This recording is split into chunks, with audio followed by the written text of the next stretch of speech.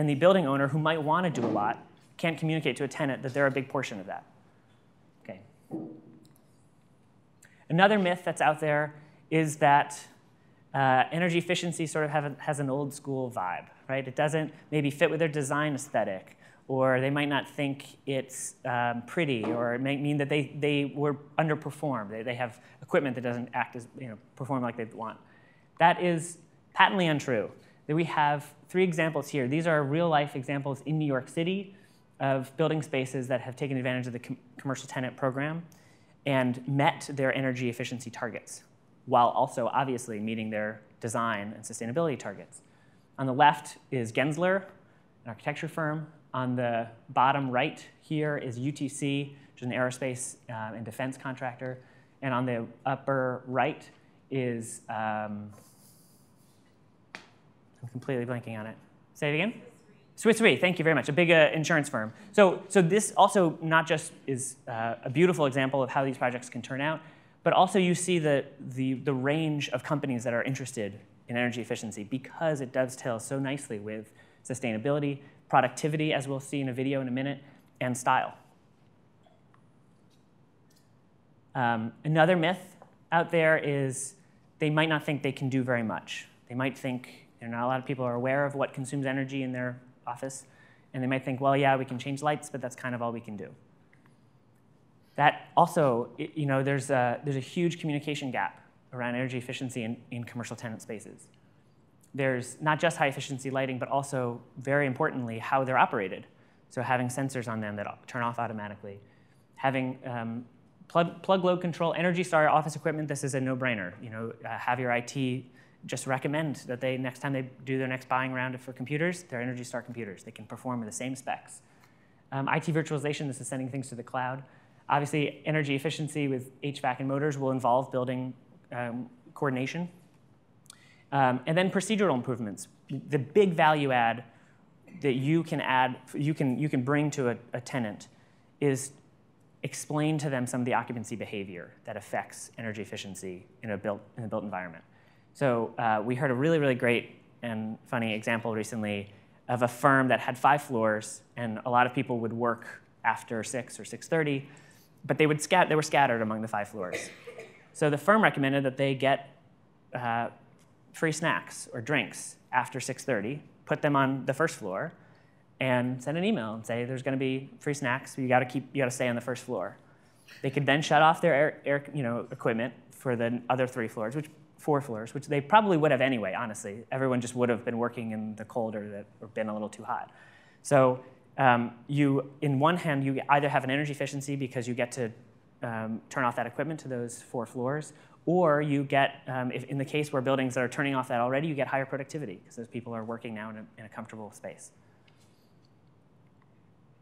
Another myth that's out there is it'll just simply take too long. A lot of people don't have capital, obviously. Budgets are thin. This is a page from a real energy study that was performed in a tenant space. Sorry for this small print here, but every line item here in yellow is a zero-cost measure. So you'll see in the very first one that they already had sensors. They had them set so that they would turn off lights, probably, I'm guessing, at the maximum, which is 30 minutes. If you set it to 15, you can save 136,000 kilowatt hours a year. Who would notice that? Probably no one, but it's an adjustment that you can explain to a tenant and add a lot of value. These cost measures that represent 0% upfront capital represented 68% of the total kilowatt hours per year savings for this client.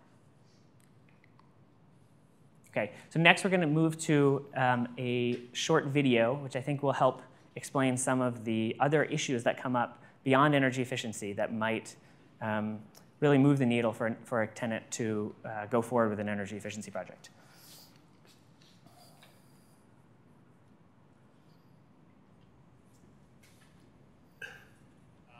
Code Green is a consulting firm that focuses primarily on sustainability consulting and energy management, but our core base of clients is commercial office buildings for the most part. You'll hear it. We've been doing the commercial tenant program for through the NYSERDA program for a little while now. We've engaged with a number of tenants where that dialogue gets opened up between the landlord and the tenant, and we found that the tenants generally really like that. They feel like they're being supported by their building, and it's not just like a building that's just looking at them as an occupier of the building. Let me see if I can. Let me see if I can adjust the volume here for just 1 second. No.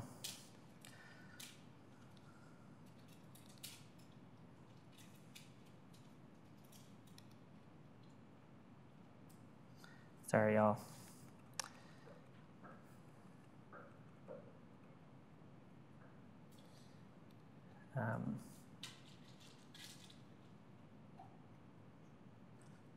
Let's see.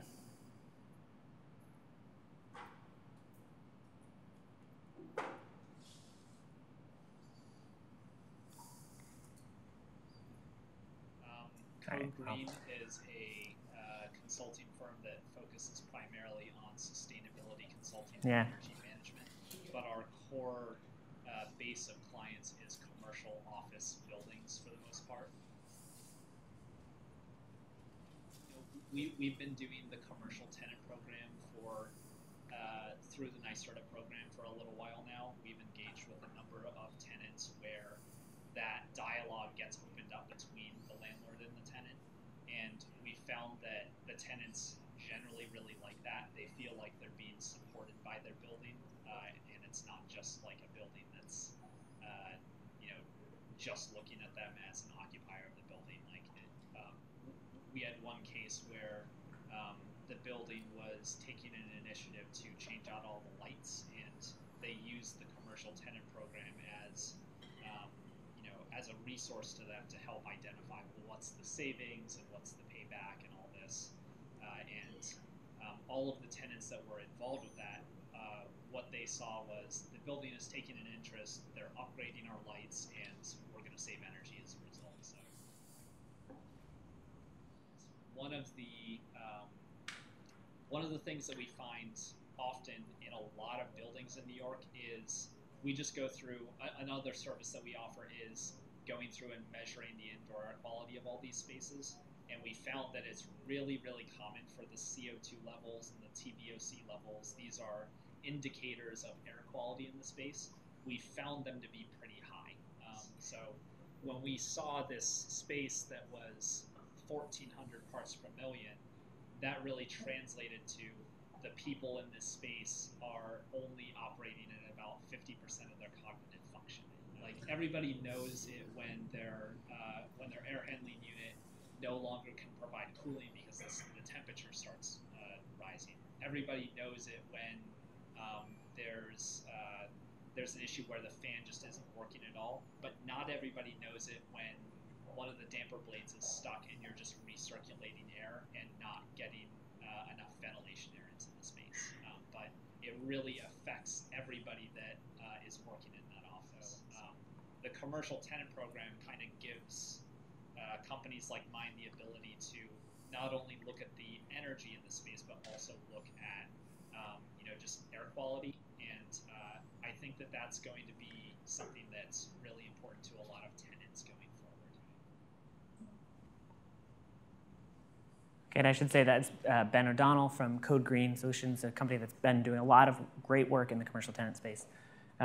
So for the next part of this, we're going to do some exercises, and I'm going to hand this over to Anastasia. Great, thank you. You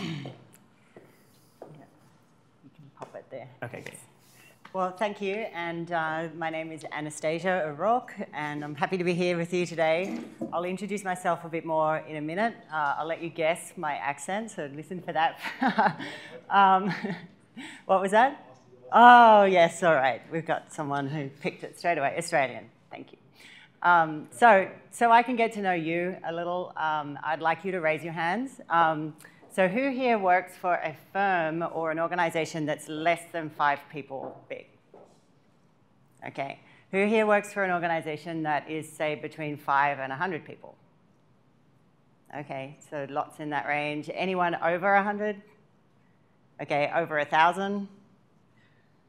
Over 10,000? Okay, one from a very large firm, thank you.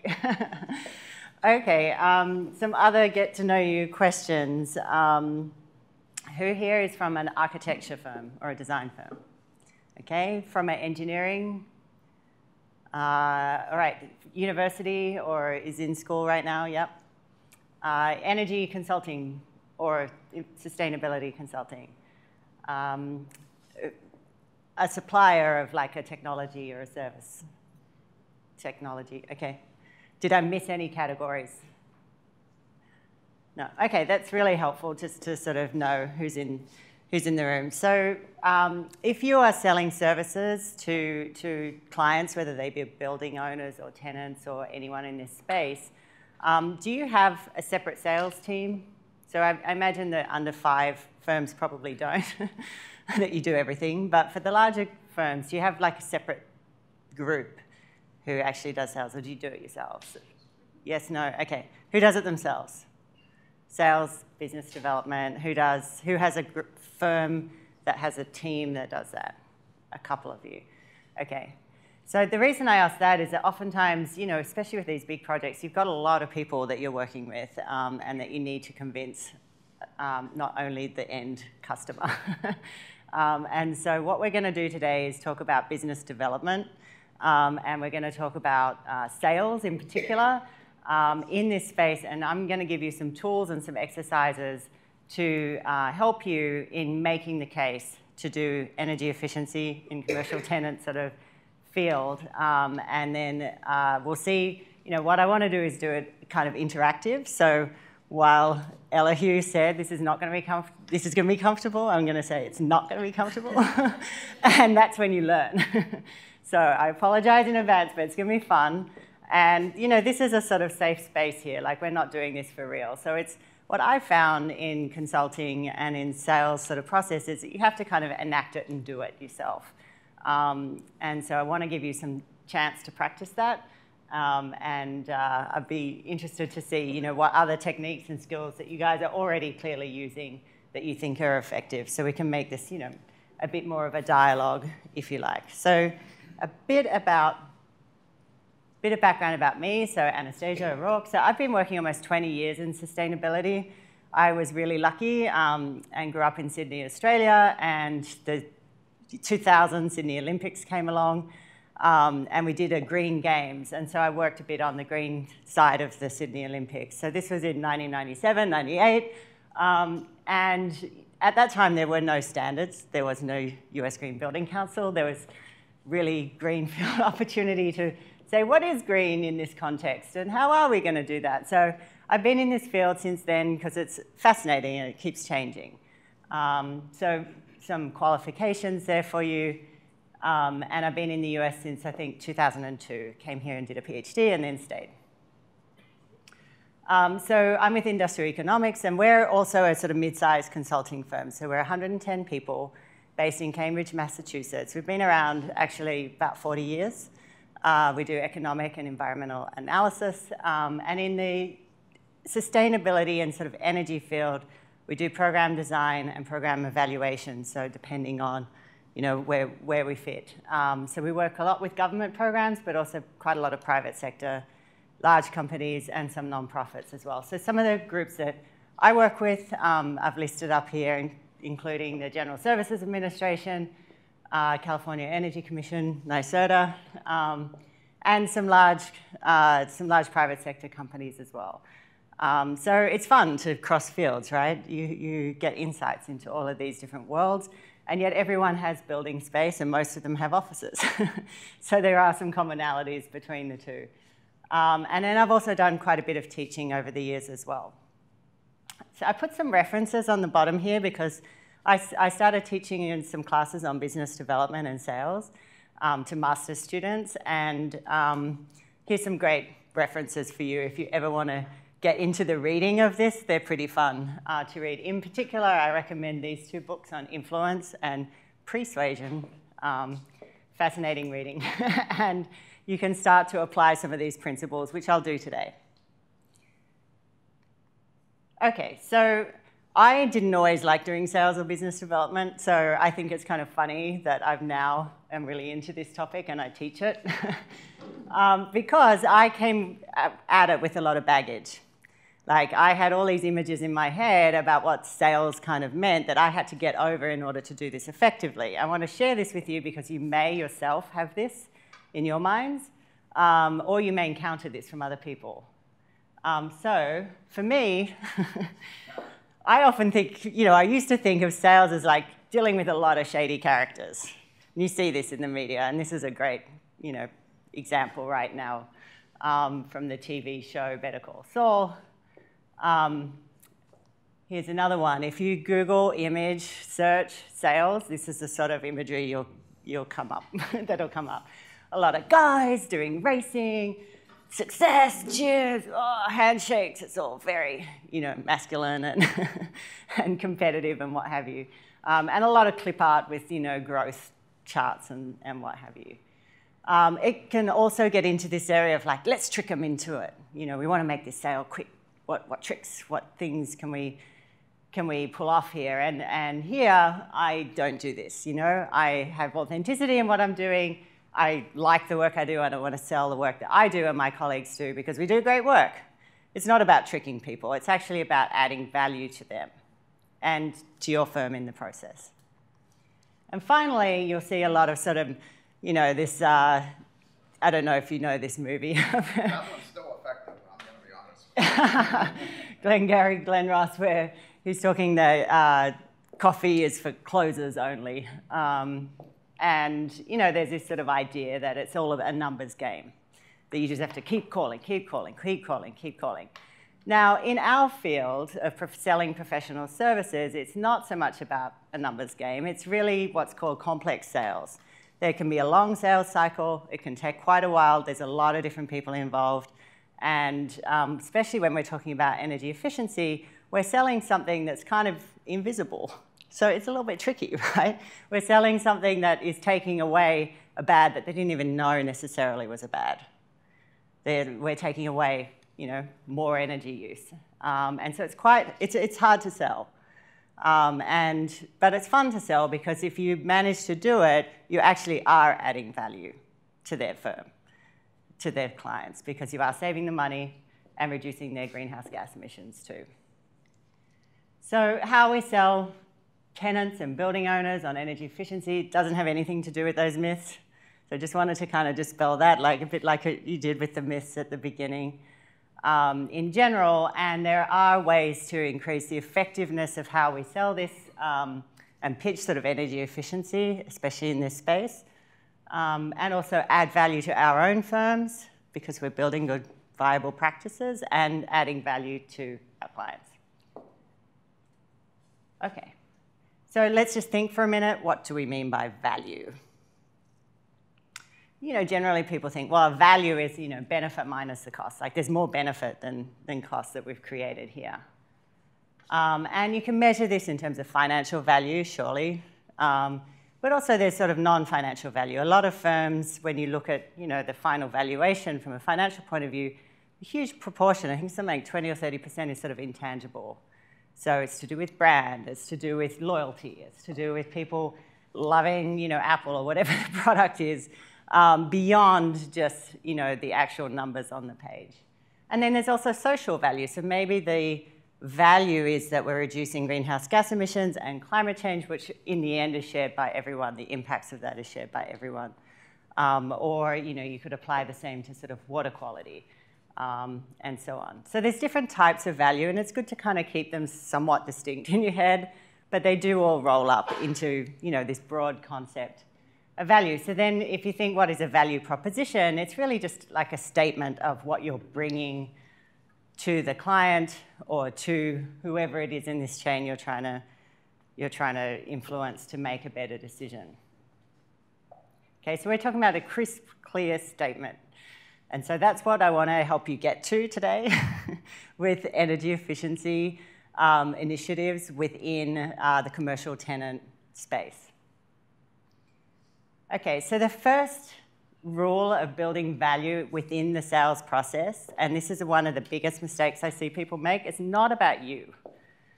It's not about your firm and how great you are or your technology and how great it is. It's about the client. So there's, you know, this old saying, beauty is in the eye of the beholder. If you think about that for a minute, the beauty is not there. The beauty is with the person who's looking at it. And so the value, you really need to think, what is the value to the client, to the person who's going to receive the value? Where are they in the chain? And how do you then communicate the value to them and create the value for them? So in order to do that, what you need to do is really understand what drives them, where they are in their process, what's their sort of timeline, what's their pressure, do they care about this, do they not? You know, in this space, I understand that, you know, there's a lot of fast decisions being made. So while we'd all like to think there's this very logical kind of process that's all based on, you know, careful calculations and numbers, that's actually not really how decisions necessarily are made all the time. So if you start to really try to understand from the client's point of view or from whoever it is that you're trying to sell or disservice to or integrate into a bigger process, really understand their needs before you make any pitch. And they may well have misconceptions about energy efficiency or no conceptions, even harder, about energy efficiency. They may simply just be sort of blind to it. And so your job is then to bring them along with you in showing that value, but not just hit them over the head with it. Okay, they have to realize it and appreciate it. And yeah, this is the fun of this area. It's a challenge, but it's also the fun of this area. Okay, so what I want to do now is break things into sort of two groups just to make it a bit easier. So let's think first about creating value to your own firm and our own practices as consultants or designers, engineers, professional services, provider, even technology providers, okay? Next, after that, and we'll do an exercise on that. And then we're going to talk about creating value and a crisp value proposition to your clients. And here we just have some, but there may be other clients, and you can tell me and educate me if that's the case. Okay, so first to your own firm. I want you to just take a minute, and here's with the handouts for the first set. Do you want to just split it half and half? So we've got a little worksheet. If you don't have a pen, there's some extra pens. And I want you to think about how is success usually measured or discussed in your own firm. Okay, what's considered valuable in your own firm? Okay, so I put up some ideas here from my experience and in my firm as well. You know, bringing in new clients is highly valued. Having repeat clients that come again and again and again is obviously really valued. Being able to diversify my business practice into new sectors or new areas, that's valued. Just sales numbers or referrals when clients refer to you from, you know, to a new client. The other thing that I often, as a consultant, have is, you know, I also have to meet my own utilization rates, meaning billable hours. Don't know if all of you are in the same boat, but that's certainly valued if I don't. So I could spend all my time on business development, but that's not going to help me very much because we're also selling and doing firm. And then, you know, in some instances, it might be that even though this isn't formally recognized in like a performance review, that having a marquee sort of client, a big, you know, fancy name, is very well regarded and respected in your firm. So I just want you to take a minute and reflect personally and write down on the first side of the sheet there, in your own firm, what is actually valued formally and informally. So I'll just give you a minute.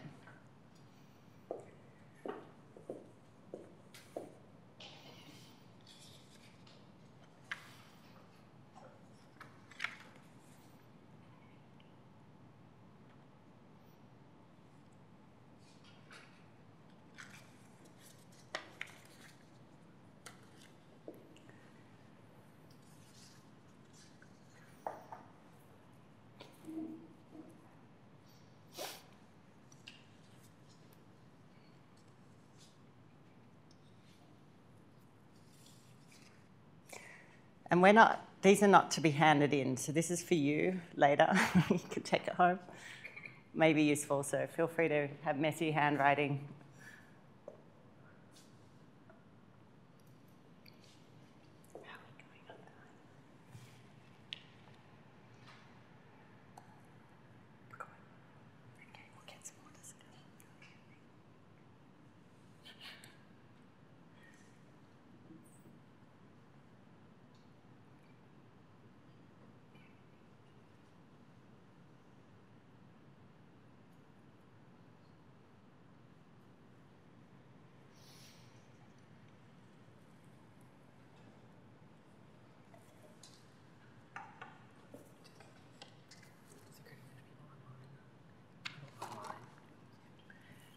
Great. I think there are some people who are following on online. And if you are, you're welcome to do this exercise on any old piece of paper. And think to yourself as well, how is success or how is value sort of appreciated in your own organization? Thank you for the reminder. I cheated. Sorry. You cheated? Ah, you looked at page 2. That's okay. All right. Well, if everyone is ready, people need any more time? Okay. Next, I want you to turn the page over. And on the back, there's a box there that is for you to sort of brainstorm how you would put a value proposition to your firm. If here your audience is your colleagues, okay? It's your own firm. How you are going to sell to them to work more on energy efficiency in commercial tenant spaces. I put some on the worksheets. I put some ideas down for you. It's a big market opportunity. It's growing. It can help us diversify our client base, etc. And try to be crisp here. Try to sort of boil it down to what you know is valued in your firm and what you think they'd be interested in hearing about when it came to doing energy efficiency in commercial tenant setups, fit outs, and what have you.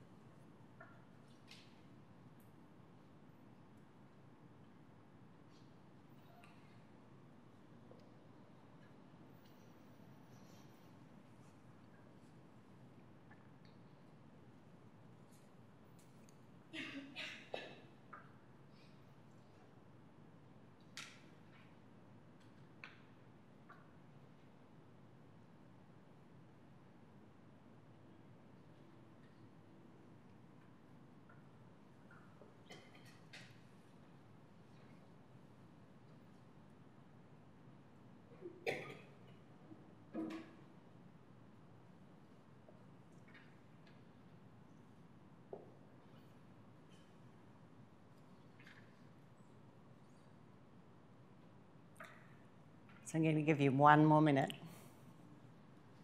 You can tell I've been a proctor in exams.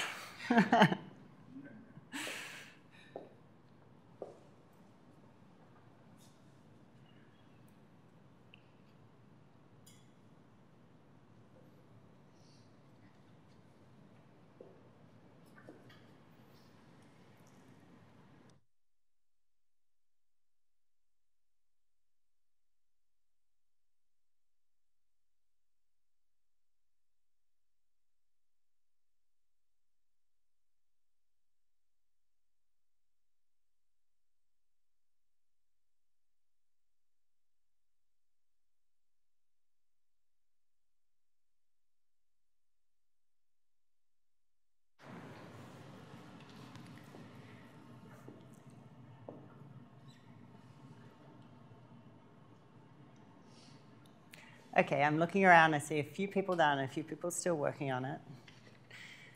What I want you to do now is practice this. with your neighbour. So the person who's sitting next to you, if you can do it in twos, I want you to tell them, quickly describe your company, how big it is, what sort of work you do, okay? Give them some context. Say what is valued there, and then actually give your pitch to them. Pretend that they're your colleagues and give your pitch. For people who are online, I'm sorry, this one doesn't really work for you. You can say it in the mirror if you like.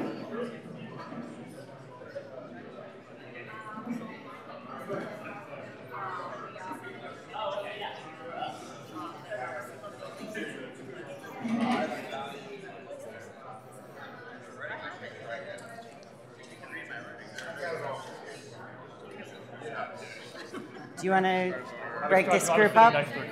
Oh, you were? Yeah, right. Sorry, can we just split one of you off? Because do you mind? Because she's already with a colleague. So as well. Oh, okay. Do you guys want to find a seat? Yeah. Thank you. Sorry to interrupt.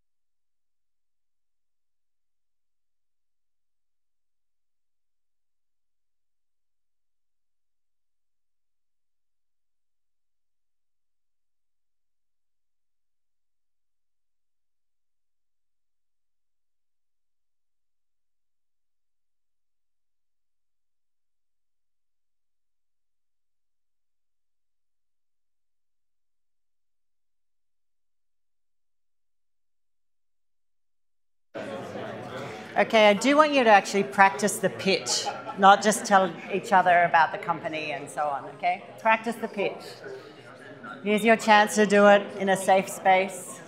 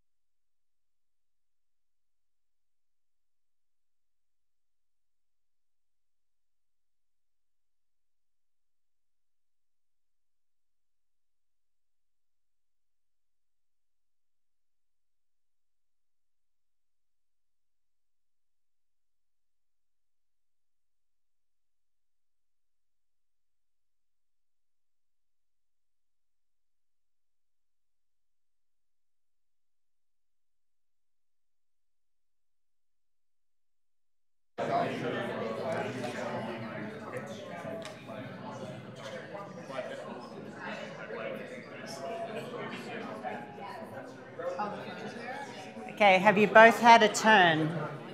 If you haven't both had a turn, please switch roles.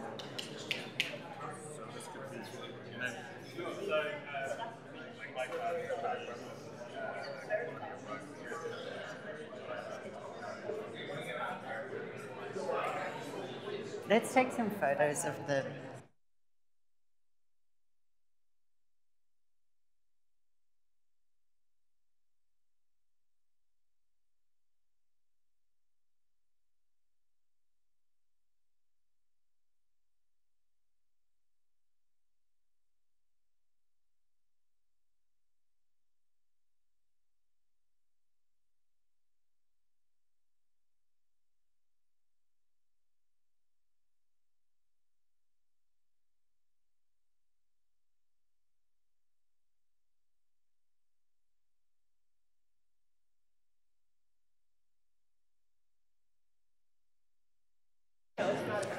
Okay, let's start to wrap it up. I hope that each of you got a chance to actually do a pitch and explain how you want to work more on energy efficiency at your firm.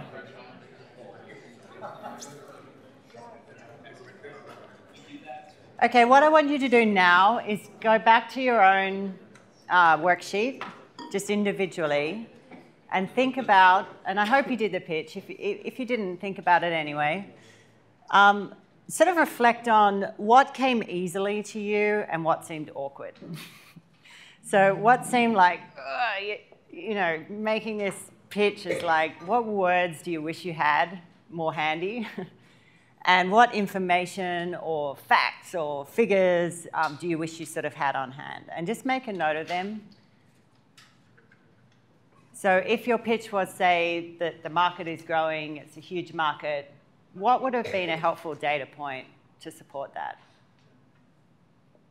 Or if the pitch was, you know, let's go after this marquee client, who is that marquee client for your firm? Is it, I don't know, Bloomberg or someone?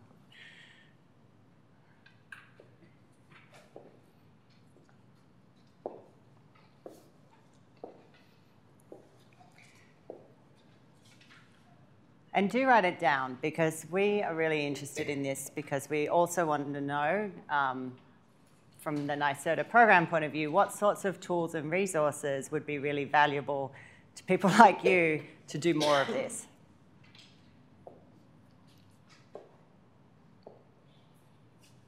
Okay, would anyone like to raise their hand and share with me what happened and what they wish they'd done differently or where they got stuck?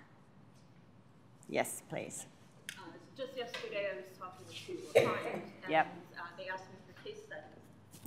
And I realized that our case studies were great. Sorry, this is for the webinar people as well. Our case studies were really quite beautiful, beautifully laid out, a lot of information, but it wasn't all of the information that they wanted. So I had to go back and reformat, add more data, and that was missing. Okay. And that was done by marketing department. So bringing all of sales and marketing together is sometimes a challenge. Yeah. So you wish you had, in that situation, you wish you had more actual facts and figures kind of data? Yeah, okay. Definitely. Did anyone else have that? Anyone else like to tell me how their pitch went? So again, this is to a firm that's bigger than yourself and perhaps with colleagues who are less convinced. Maybe they're already convinced, but perhaps they're less convinced that this is an exciting area to work on. Anyone? Yep. I'm going to just call you out now. You, go. You are tough. Yeah, so actually something came up that I've experienced with dealing with property managers before. Mm-hmm. Sometimes they'll kind of like shut me out. They'll say, oh, you know, we deal with law firms, we deal with accounting firms, why do they care about this? Typically, if we're working with the base building to engage with tenants, they won't buy into it. And I think that was something I was a little stumped by because I've had that come up before. Mm-hmm. And I don't always have a great answer because it's hard to get through to some of these firms. Yeah. Some of them, you know, just don't care. And you have to try to make them or get them to care. You can't really make anyone care. But. True. And is it hard to find the right people to talk to? I know it is in my work because there's huge organizations and even figuring out who's who can be a challenge. But just back to your own firm, what are some of the points of resistance you might encounter that you could imagine your colleagues kind of saying back to you? Anyone? Yep. Yeah, so for Oh, you us, have a mic. I have a Thanks, microphone? that's better. Thank you. so for us, I think our value proposition internally is improving the value that we can deliver to clients. We're going to save them money. We're going to help them meet their environmental objectives. But the challenge is, like, is there any evidence that our clients care about that? If I'm trying to get through to through several steps through a relationship to the right people to. Right. So you need to sort of of validate that the clients care, or the clients will actually value it. Yeah. And maybe it's the client somewhere, someone does care, but the people involved in the projects we're working on, maybe it's not top of their priority. Right. And is that for existing clients? Yes, existing or new, but our firm highly values existing clients and continuing to build ongoing relationships. Got it. So they're valuing your existing clients, and then you need to find your champion on the other side, on the client side, to say yes. It's almost as there could be potentially a threat. So to that relationship, if you're kind of trying to, if you come across too salesy, trying to pitch something new, or make them look bad in some way. Yeah. Because I think one of the things you want to avoid is saying, you know, you guys have been really wasteful before. You have not thought about this, and this is bad, you know? No, just leave that all aside and say, this is going to save our clients money, and they may not know that yet. They may not think about it, but it will. It's proven. Here's some case studies. Here's some data from some other firms who've done it successfully, and perhaps think about which companies your clients compare themselves to. And have they been doing any projects in this space? And so you can show them, look, all your competitors are doing this, or some of them are, or someone you really care about. Have you thought about doing this? You know, clearly it's doable. So that's just one way. Yep.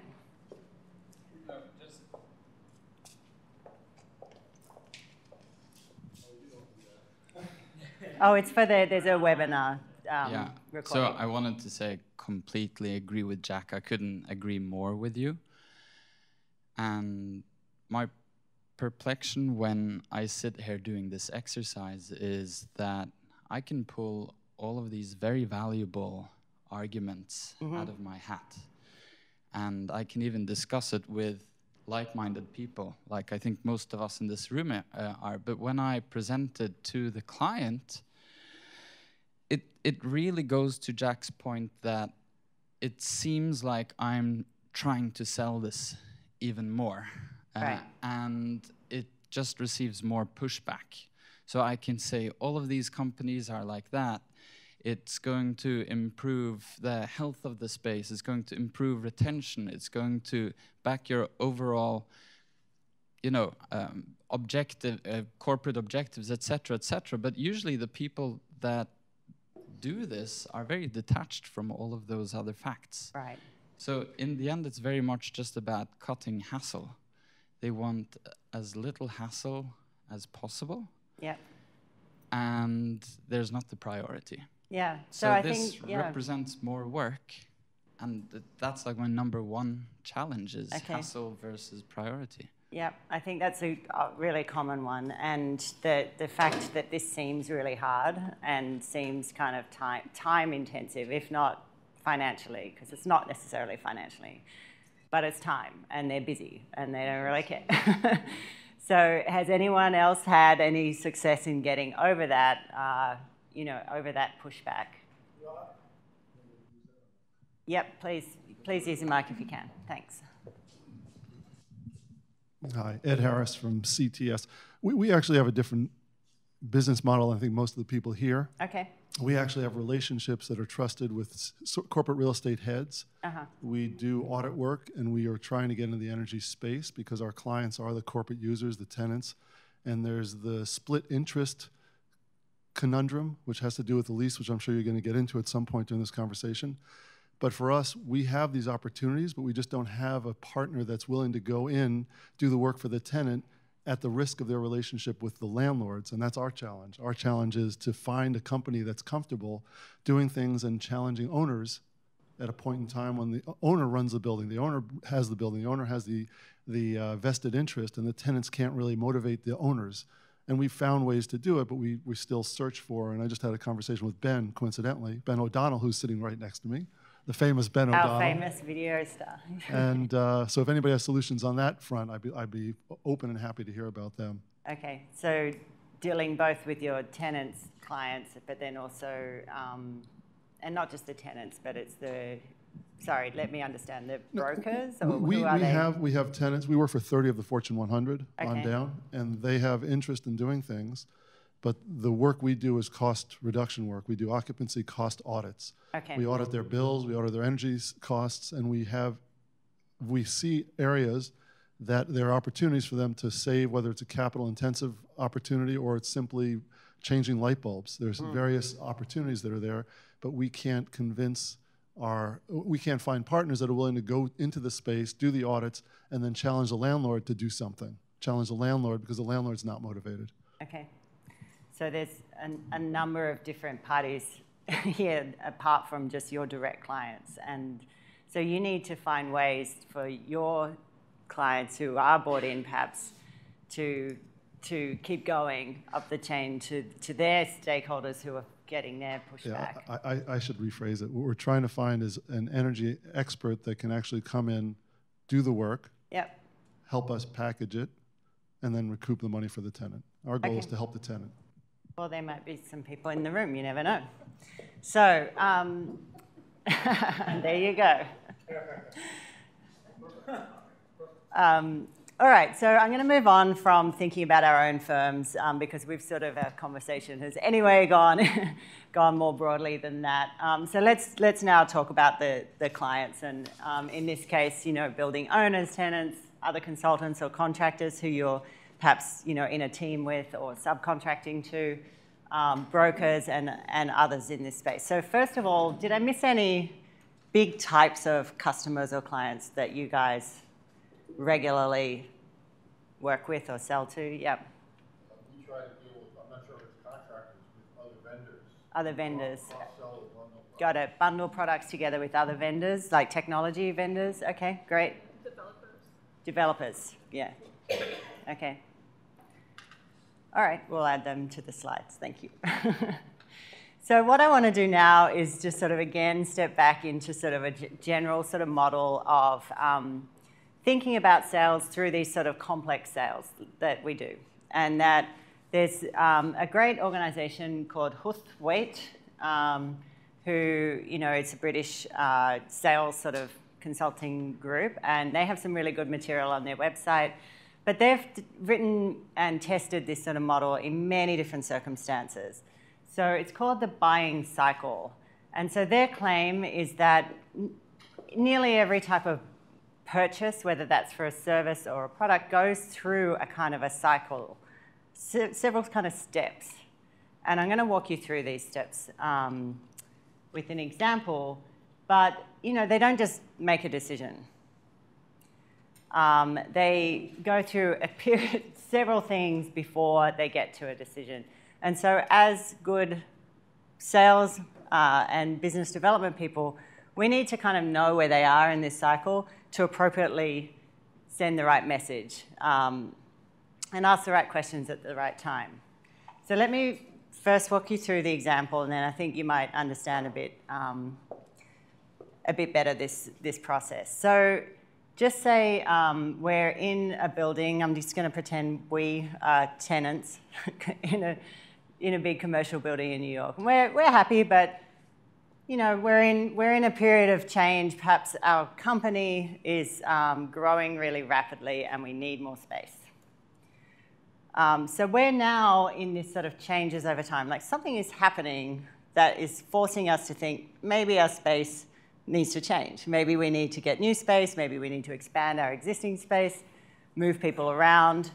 In our scenario, it's growth, It could be anything. You could apply this to your own personal purchasing. Say, my car broke down and I decide I need a new car. That's a change that's happening.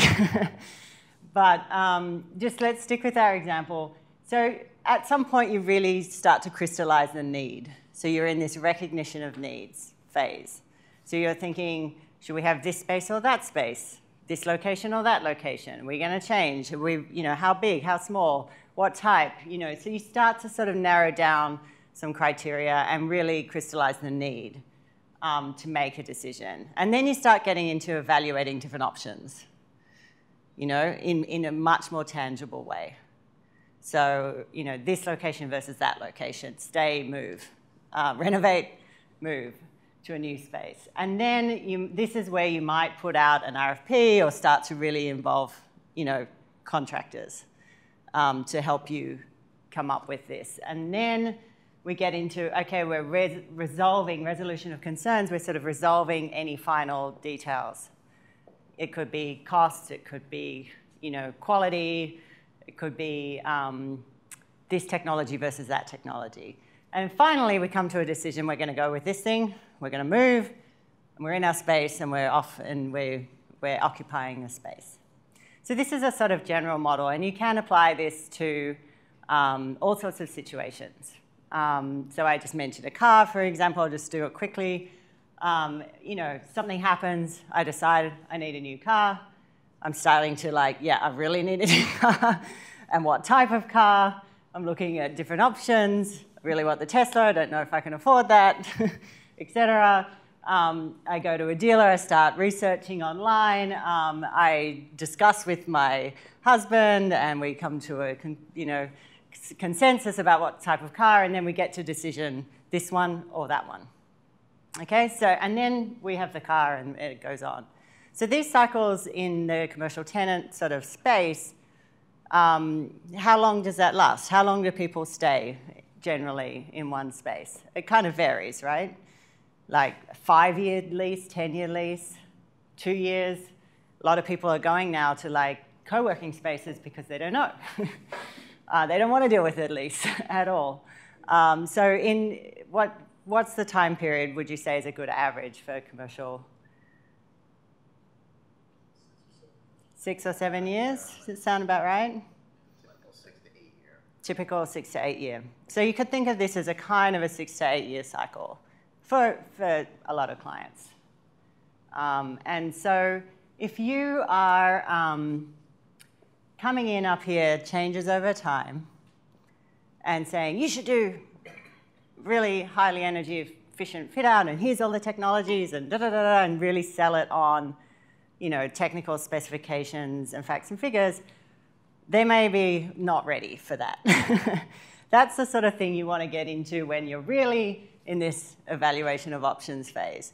Here, what you want to do is ask more open-ended questions about higher level goals. What are you trying to achieve with this? Well, we have growth. We have more people. Do you want to have a healthy work environment? Is it productivity really important to you?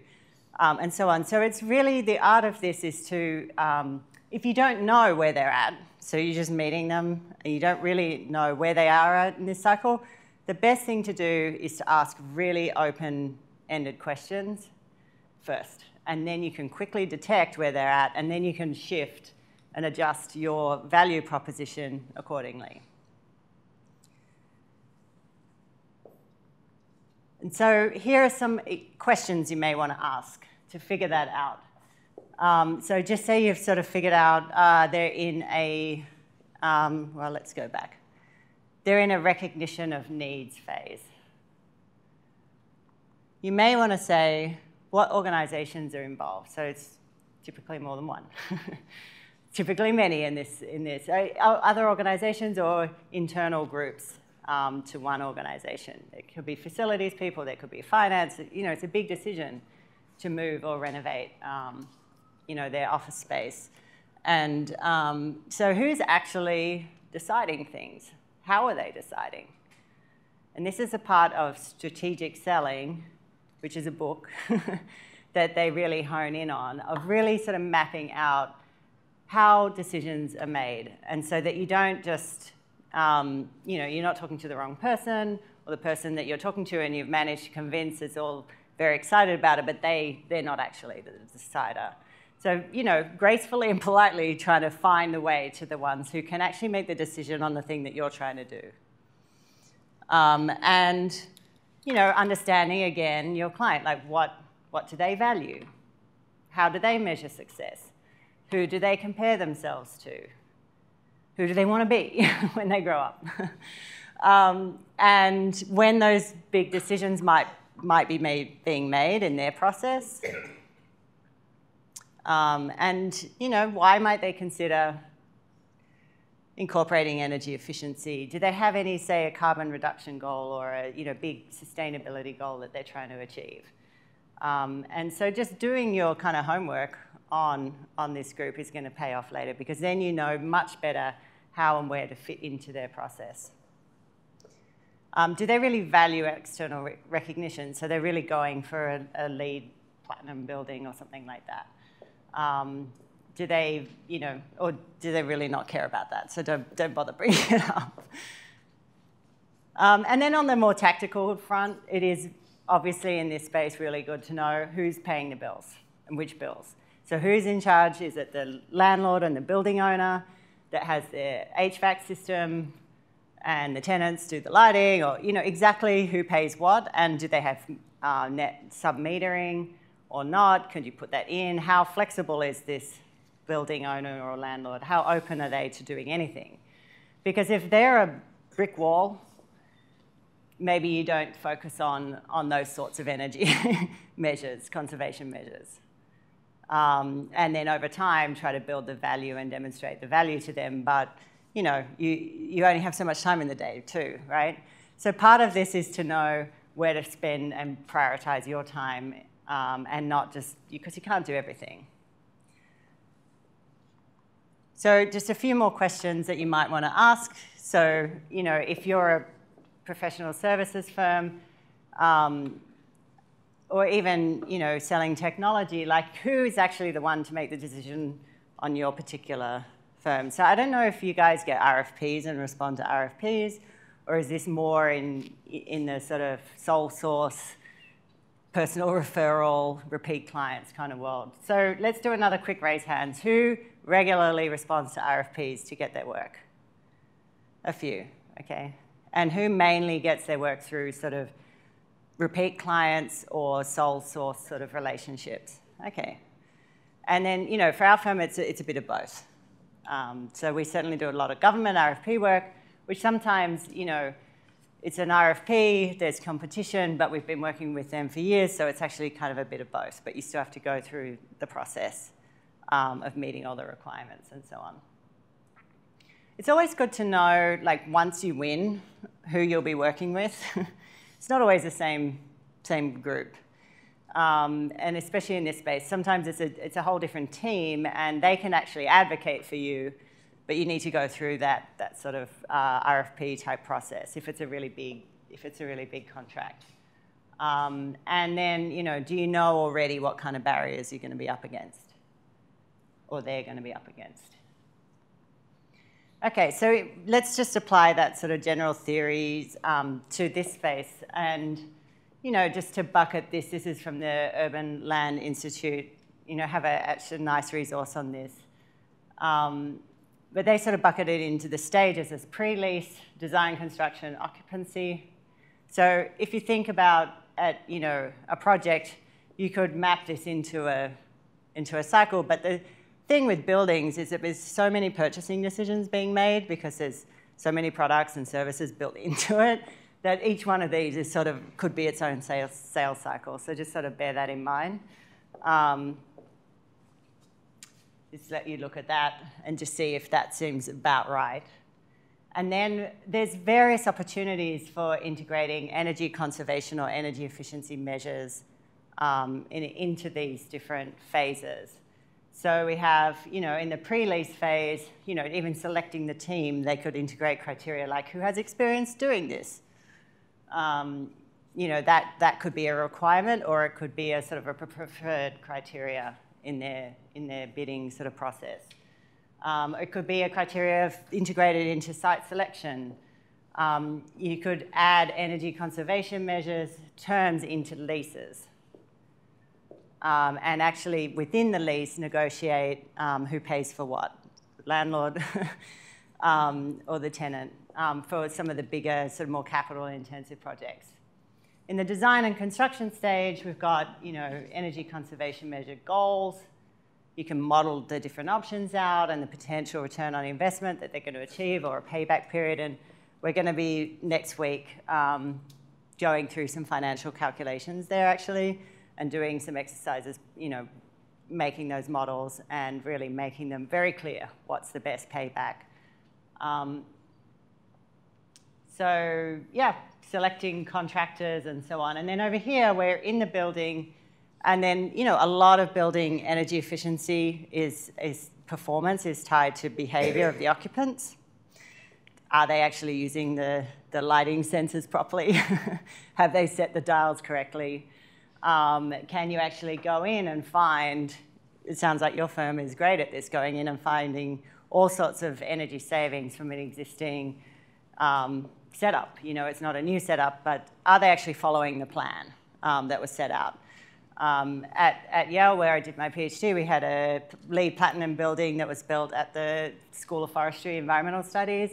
And fantastic building, beautifully done, from all the sustainability gizmos that you can think of.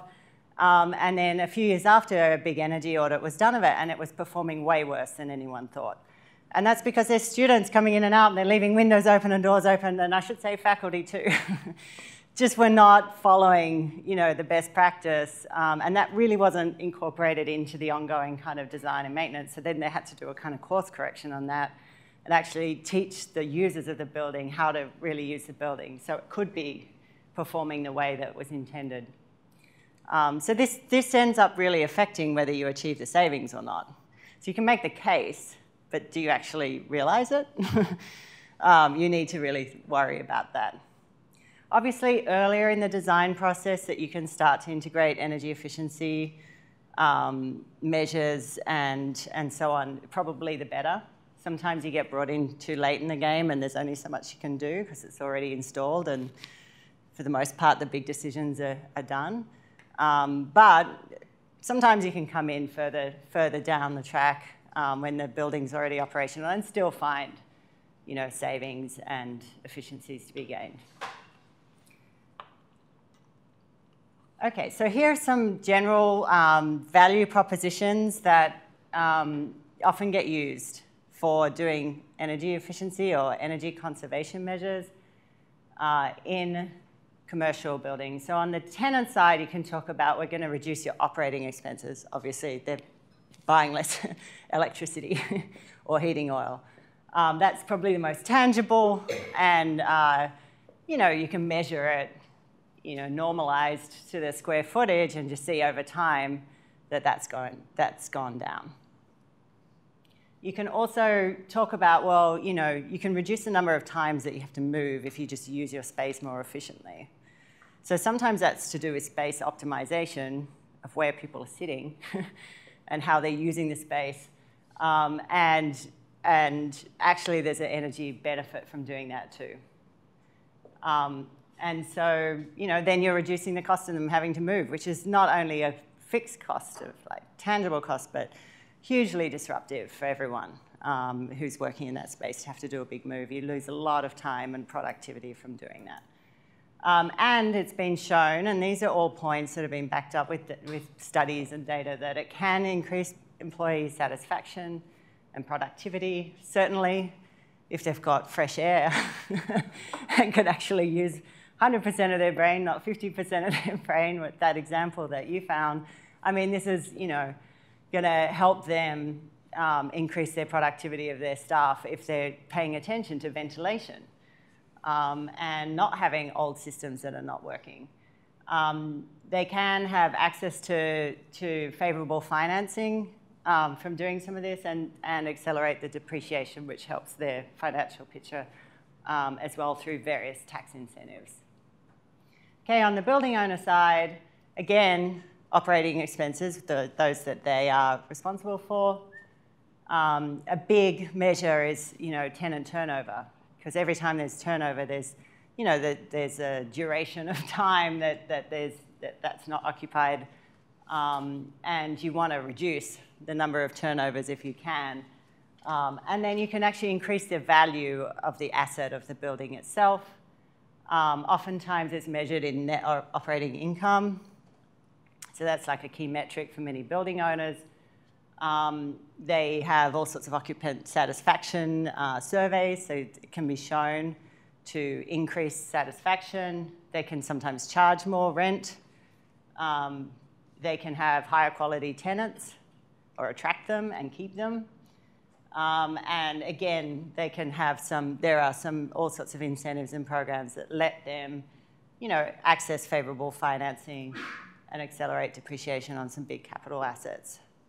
So there are arguments, there are data points to support all of these, and I think what we're going to do after this workshop is send some of those studies and things around to you, because these are the sorts of things that you can start to pull on when you're making the case to someone that you're trying to make the case to, whether they're tenants, building owners, or any of the others that we talked about. Okay, now we're going to do another exercise. And this is one I need some help with handouts and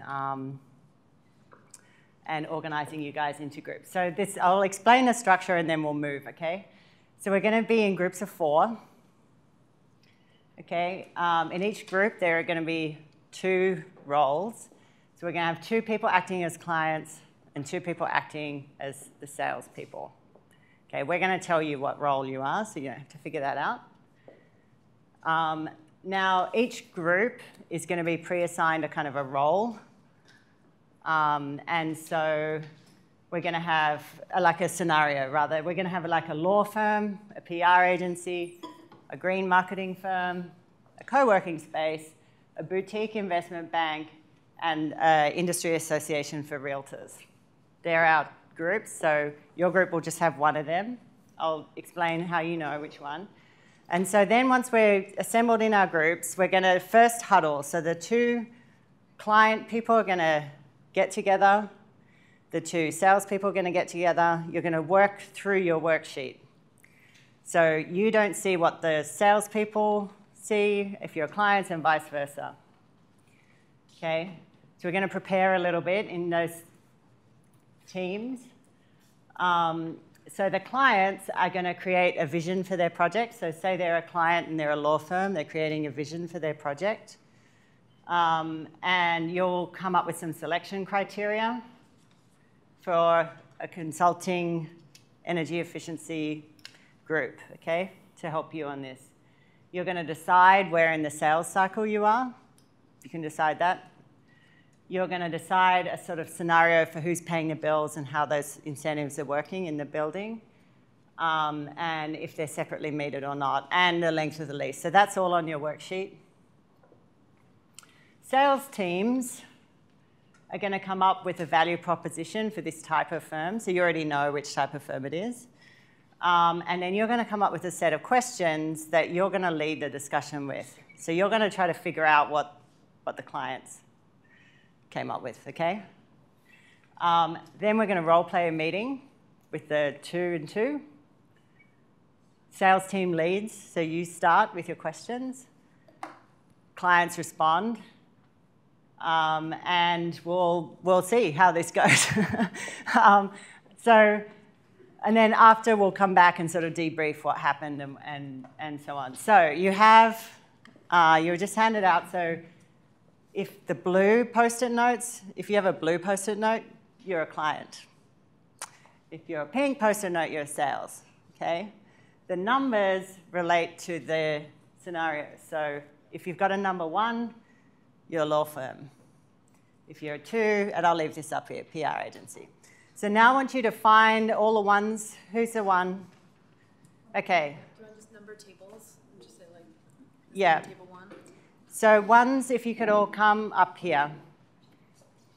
Okay, who's a 2? 1, 2, 2, and where's your other 2?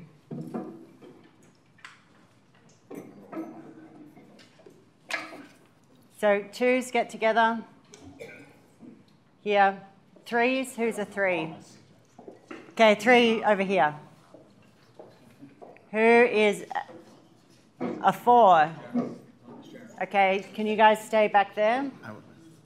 I was asked if we can take a quick bathroom break.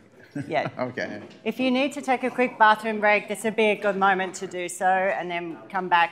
Please be quick. Okay, fives. Who's a five? Can you go over here in this corner? And sixes. One. Do we only have one six? Oh no, you're a six? Okay, you two? We need sixes. Are you a six? Okay, here. All right. Yeah, over here. What number are you guys? You're fives? You don't have a number? Oh yeah, I'm right here. Okay. I just want to hit the bathroom. Okay, sorry. So people online, I'm sorry, we're going to be about 10 minutes. You get a break. Some people left, so I think the number got messed up. Okay.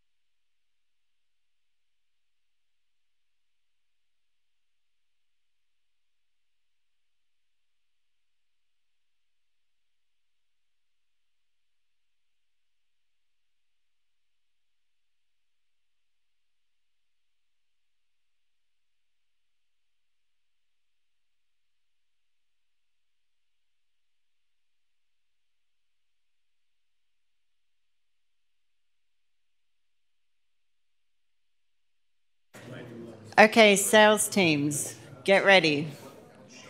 You are about to enter your client's building. It's very exciting.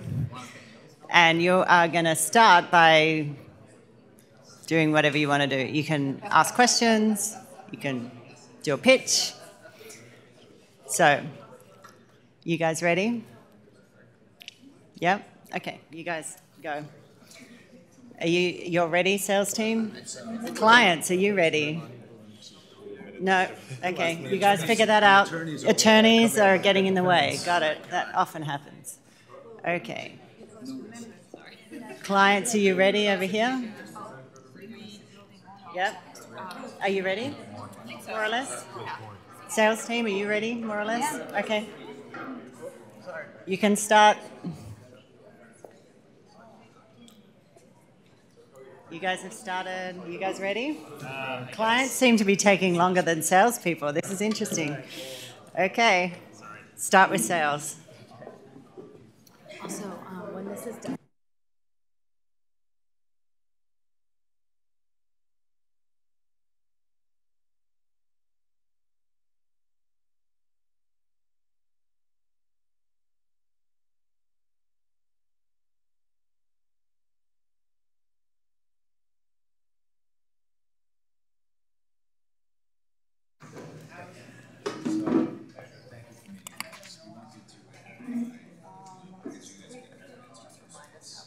Do they just pitch to us?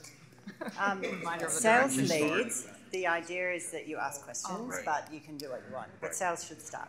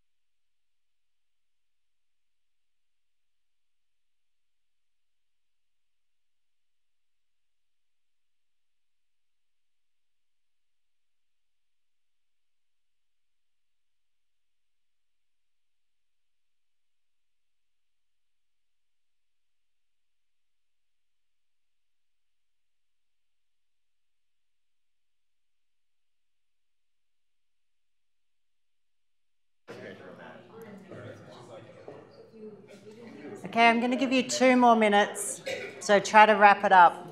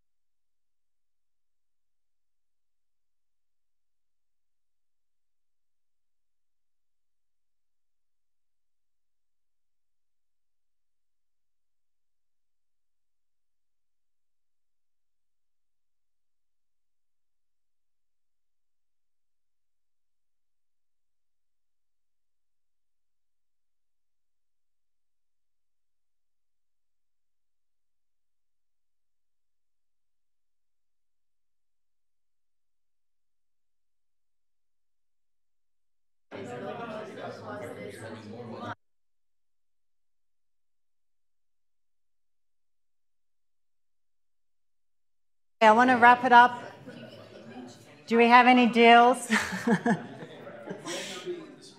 Can everyone please go back to their seats where they were sitting? And we're going to have a group to sort of debrief.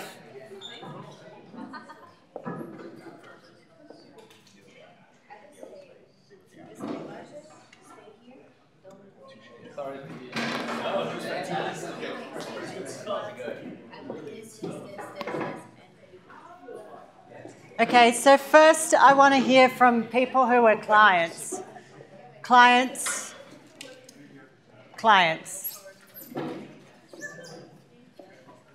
What did you find the most compelling thing if you were a client? What was the value proposition that really resonated with you as a client?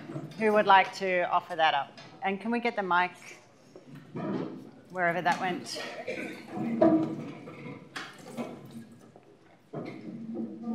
All right, I'm seeing a blue sticker. You client? Calling on you. What was compelling to you about the pitch that you heard? Can you give him the mic, please?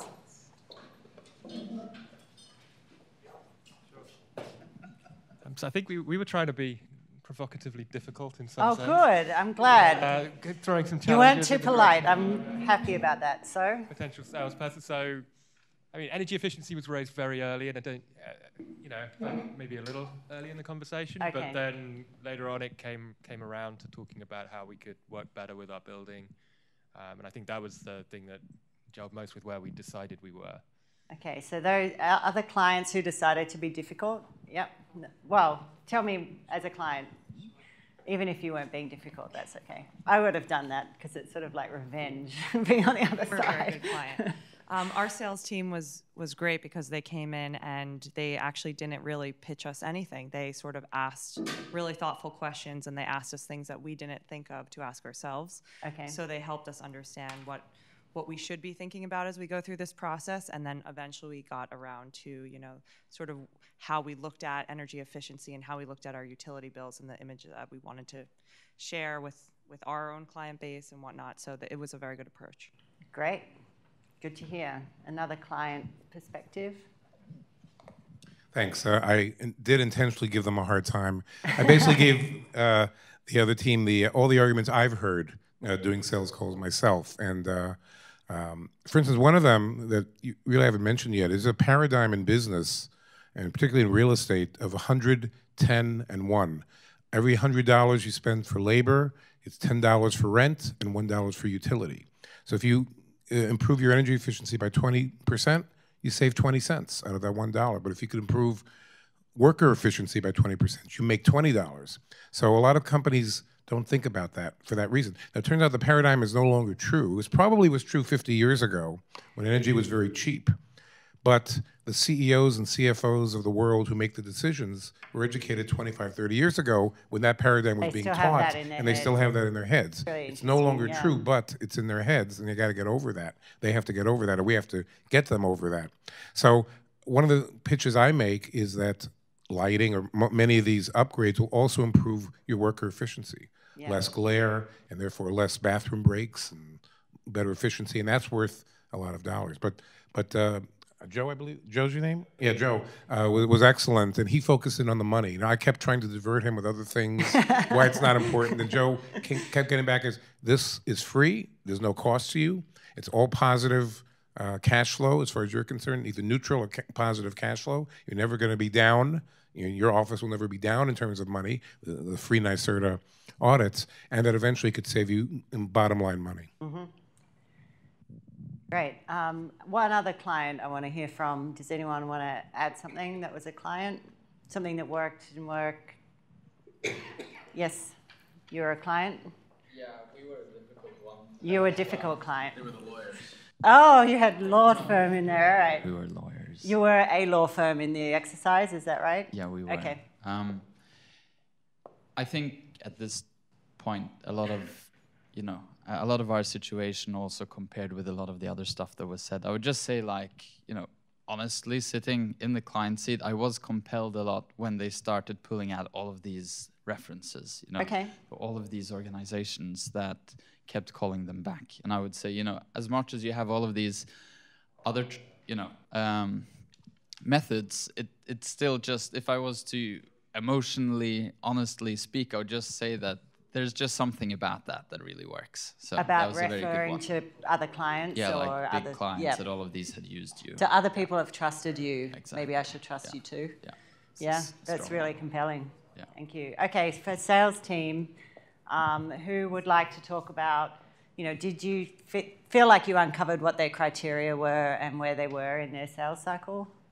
Clients, please tell me more. Yeah, I would say, we took your advice. We asked a lot of open-ended questions. Okay. Yep. I said we took your advice. We asked a lot of open-ended questions and discovered a lot of what their current pains was. We were also dealing with the law firm over there. So they posed a great question to us that actually took us back for a couple seconds, and they chose to stay in their space, and we were gearing that way, and they said, what would be the cost of the downtime to us if we were to stay versus the move? And it took us a couple seconds to get that one together, Like cost in terms of just like loss because they're renovating and exactly. what have you, yeah. Exactly, it was a great question. But yeah, great exercise. Okay.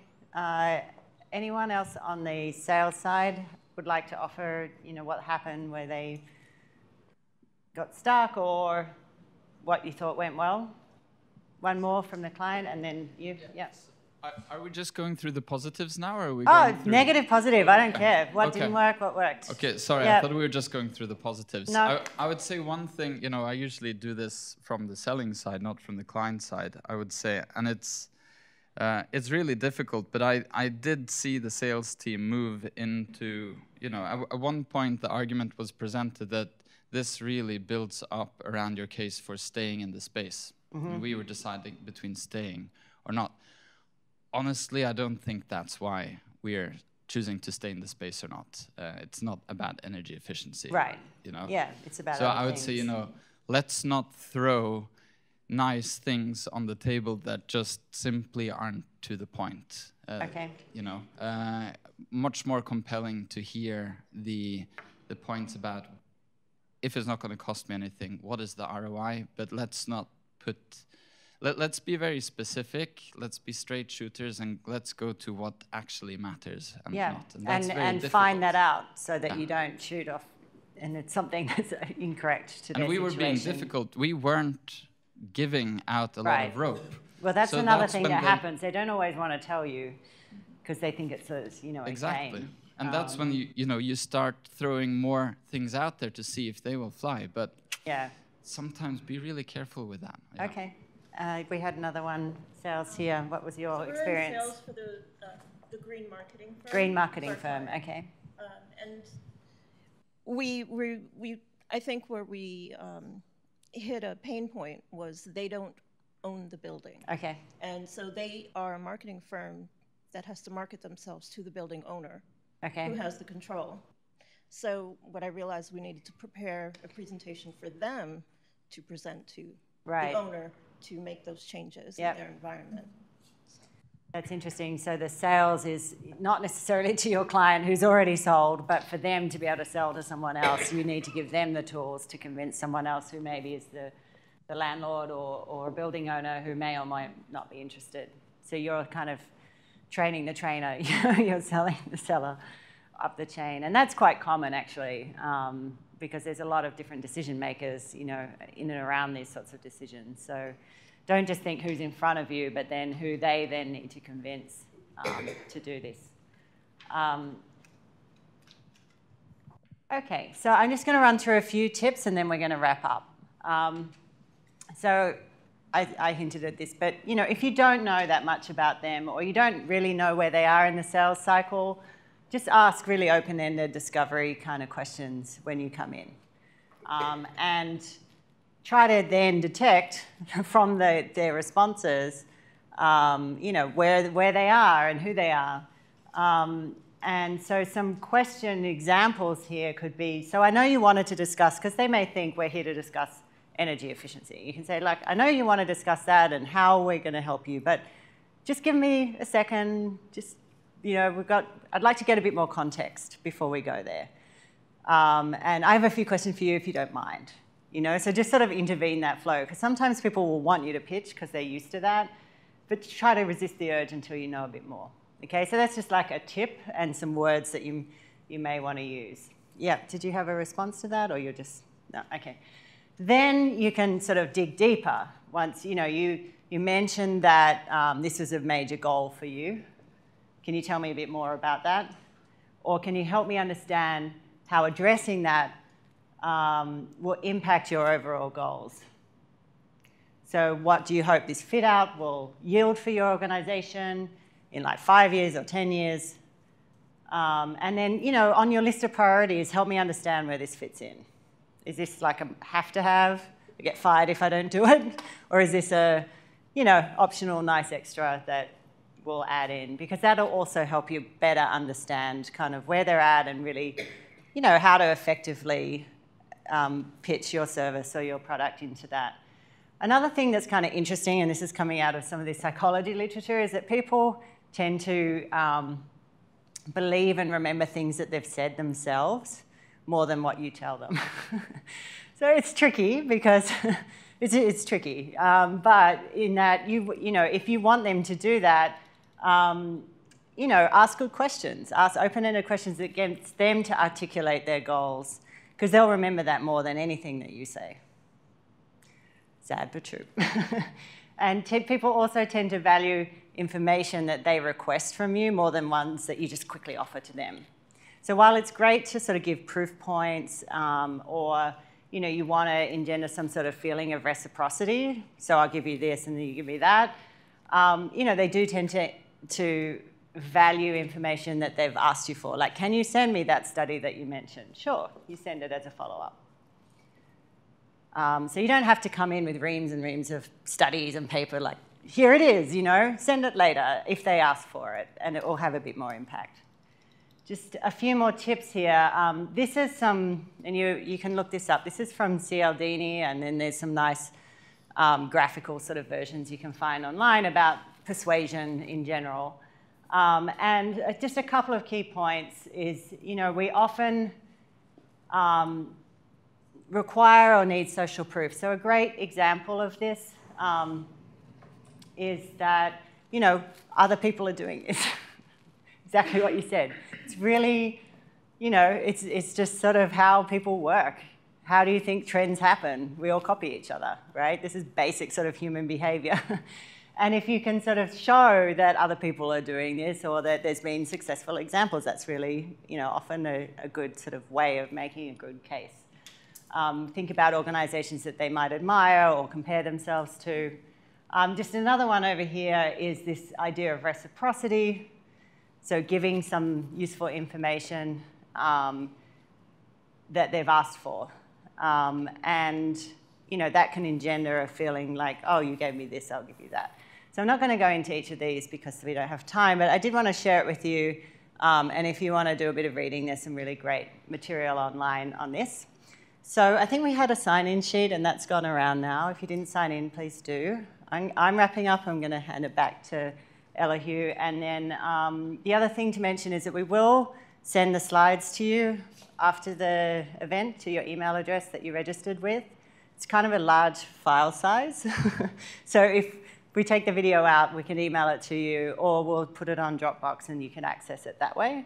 And then we're also going to share a bunch of resources with some of these facts and figures and studies and case studies and so on that have been found to help you make these sorts of cases as you go along with this. So thank you, stay in touch, and back over to you. Thank you. So I just want to wrap up with a few things. One is just some resources. Again, this will be sent out. These are live links. You don't have to go digging for it. The Urban Land Institute, as Anastasia mentioned, there's a great energy optimization program there you can use if energy efficiency is new to your firm. And there's also some excellent case studies of examples from LinkedIn to even to NYSERDA's office. You can see all the ECMs that they implemented there, how they paid for it, what they thought the payback was. Might give you some ideas. And then Energy Start is probably pretty well known, but it is available for tenant spaces as well. And the Department of Energy also has a large tenant space reference.